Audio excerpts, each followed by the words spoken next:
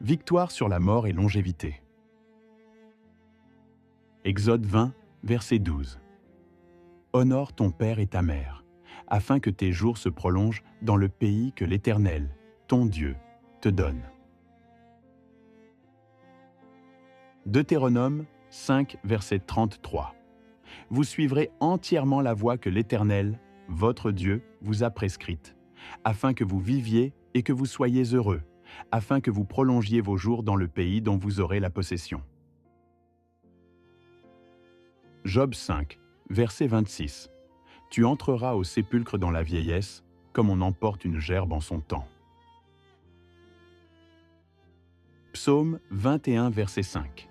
Il te demandait la vie, tu la lui as donnée, une vie longue pour toujours et à perpétuité. Psaume 23, verset 4.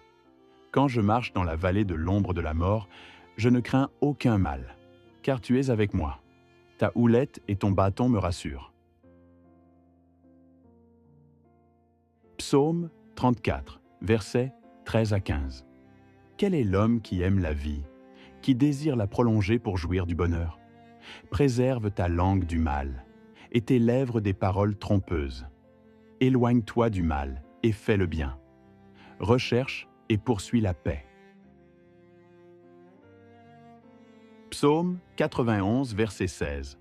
Je le rassasierai de longs jours et je lui ferai voir mon salut. Psaume 118, verset 17. Je ne mourrai pas, je vivrai, et je raconterai les œuvres de l'Éternel. Proverbe 3, versets 1 à 2. Mon fils, n'oublie pas mes enseignements, et que ton cœur garde mes préceptes, car ils prolongeront les jours et les années de ta vie, et ils augmenteront ta paix. Proverbe 3, verset 16. Dans sa droite est une longue vie, dans sa gauche, la richesse et la gloire. Proverbe 9, versets 10 à 11. Le commencement de la sagesse, c'est la crainte de l'Éternel, et la science des saints, c'est l'intelligence. C'est par moi que tes jours se multiplieront, et que les années de ta vie augmenteront. Proverbe 10, verset 27. La crainte de l'Éternel augmente les jours, mais les années des méchants sont abrégées. Jean 3, verset 16. Car Dieu a tant aimé le monde qu'il a donné son Fils unique, afin que quiconque croit en lui ne périsse point, mais qu'il ait la vie éternelle. Jean 6, verset 50. C'est ici le pain qui descend du ciel, afin que celui qui en mange ne meure point. Jean 8, verset 51. En vérité, je vous le dis, si quelqu'un garde ma parole, il ne verra jamais la mort. Jean 11, versets 25 et 26. Jésus lui dit, « Je suis la résurrection et la vie.